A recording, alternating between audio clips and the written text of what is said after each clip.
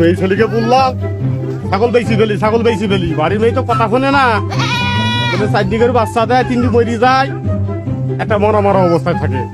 কি করবো ভেবাইছে না দেখালি না।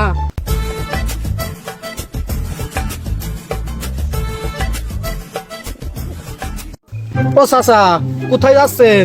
আগে আমার ছাগল দেখবেন, তারপরে তো এদিক যাবেন। সকালতে দাঁড়িয়ে আছি আমি এখানে। বাপু এই মেয়ের বাড়ি যাইতে হবে বোধ না, এই আগে আমি ছাগলটা দেখি, আবার নামাজেরও টাইম হয়ে গেল, তাড়াতাড়ি করছি, আমারটাকে দেখি দাও তারপরে চলে যাবো।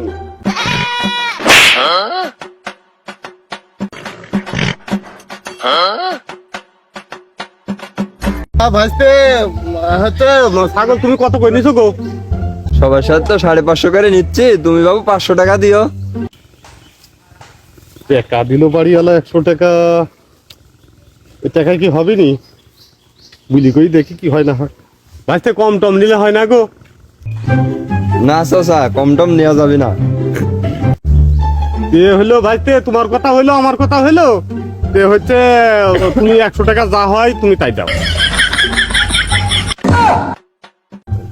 দাও বাবু, 100 টাকাই দাও। এ বাবু 100 টাকাই নাও।